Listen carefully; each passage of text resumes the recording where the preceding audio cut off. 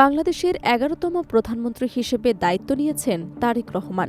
এমন এক সময় তিনি সরকারের হাল ধরলেন যখন জাতির কাঁধে প্রায় ২৩ লাখ কোটি টাকার ঋণের ভার। অর্থনীতিবিদদের মতে নতুন সরকার কার্যত শূন্য থেকে নয়, বরং ঋণাত্মক অবস্থা থেকে পথ চলা শুরু করেছে। ফলে শুরু থেকেই সরকারের সামনে কঠিন বাস্তবতা, ঋণ ব্যবস্থাপনা, রাজস্ব আহরণ বৃদ্ধি এবং ব্যয় সংকোচনের সমন্বিত কৌশল গ্রহণ। নতুন মন্ত্রিসভা গঠিত হয়েছে ২৫ জন মন্ত্রী ও ২৪ জন প্রতিমন্ত্রী নিয়ে। আকারে বড় এই মন্ত্রিসভা নিয়ে রাজনৈতিক অঙ্গনে যেমন আলোচনা রয়েছে, তেমনি রয়েছে প্রত্যাশাও। সরকারের ভিতরে শৃঙ্খলা বজায় রাখা, দলীয় নেতাকর্মীদের নিয়ন্ত্রণে রাখা এবং প্রশাসনকে দুর্নীতিমুক্ত রাখা হবে বড় চ্যালেঞ্জ। সাম্প্রতিক বছরগুলোতে চাঁদাবাজি, সন্ত্রাস এবং অনিয়মের অভিযোগে জনমনে যে হতাশা তৈরি হয়েছে তা কাটিয়ে আস্থা পুনরুদ্ধার করাই এখন প্রধান লক্ষ্য। দায়িত্ব গ্রহণের পর প্রধানমন্ত্রী জিরো টলারেন্স ও পরিচ্ছন্ন রাজনীতির অঙ্গীকার করেছে। তবে রাজনৈতিক বিশ্লেষকদের মতে প্রতিশ্রুতি বাস্তবায়নই হবে প্রকৃত পরীক্ষা। প্রশাসনিক সংস্কার, দুর্নীতি দমন কমিশনের কার্যকারিতা বৃদ্ধি এবং বিচারিক প্রক্রিয়ার স্বচ্ছতা নিশ্চিত না হলে এই অঙ্গীকার কাগজে কলমেই সীমাবদ্ধ থাকতে পারে। এদিকে বিদায়ী অন্তর্বর্তী সরকারের প্রধান উপদেষ্টা ড মোহাম্মদ ইউনূসের সময়ে যুক্তরাষ্ট্রের সঙ্গে কথিত ৩৫,০০০ কোটি টাকার গম ক্রয় সংক্রান্ত আলোচনার বিষয়টি নতুন সরকারকে বিব্রত করতে পারে বলে মনে করছেন সমালোচকরা। তারা আশা করছেন অস্বচ্ছ চুক্তির আর্থিক বোঝা শেষ পর্যন্ত কৃষক এবং সাধারণ ভোক্তাদের ওপর গিয়ে পড়তে পারে। যদিও এ বিষয়ে আনুষ্ঠানিক নথি প্রকাশ বা পূর্ণাঙ্গ ব্যাখ্যা এখনও সামনে আসেনি, তবুও রাজনৈতিক বিতর্ক থামছেই না।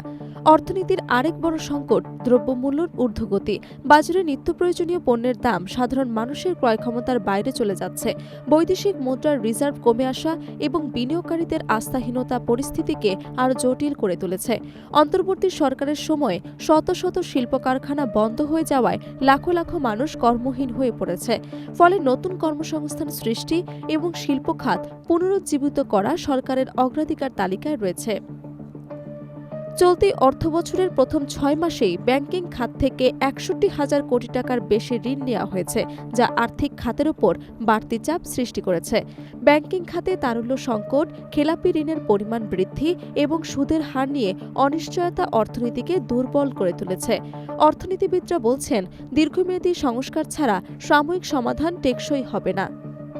১.৫ বছরের রাজনৈতিক অস্থিরতার পর দেশে আইনশৃঙ্খলা পরিস্থিতির স্বাভাবিক করাও বড় চ্যালেঞ্জ। মব ভায়োলেন্স, অবৈধ অস্ত্রের বিস্তার এবং দেশি বিদেশি ভূ রাজনৈতিক চাপ পরিস্থিতিকে সংবেদনশীল করে তুলেছে। নিরাপত্তা জোরদার, গোয়েন্দা তৎপরতা বৃদ্ধি এবং সামাজিক সম্প্রীতি রক্ষা এখন সরকারের তাৎক্ষণিক করণীয়। পররাষ্ট্র নীতিতেও সামনে কঠিন সময় অপেক্ষা করছে, বিশেষ করে ভারতের সঙ্গে সম্পর্কের নতুন সমীকরণ এবং সেখানে অবস্থানরত সাবেক প্রধানমন্ত্রী শেখ হাসিনাকে দেশে ফেরত আনার প্রশ্নটি কূটনৈতিকভাবে স্পর্শকাতর। আঞ্চলিক রাজনীতি, বাণিজ্যিক স্বার্থ ও নিরাপত্তার সহযোগিতা ভারসাম্য বজায় রেখে এগোতে হবে সরকারকে। সব মিলিয়ে অর্থনীতি, রাজনীতি এবং কূটনীতির বহুমাত্রিক সংকটের মুখে দায়িত্ব নিয়েছে নতুন সরকার। তবে প্রধানমন্ত্রী তারেক রহমান দেশকে পুনরায় ঘুরে দাঁড়ানোর প্রত্যয় ব্যক্ত করেছেন। ব্যক্তিগত নেতৃত্ব গুণ, রাজনৈতিক অভিজ্ঞতা এবং দলীয় ঐক্যকে কাজে লাগিয়ে তিনি অন্ধকার থেকে আলোর পথে যাত্রা মসৃণ করতে পারবেন কিনা সেটি এখন বড় প্রশ্ন।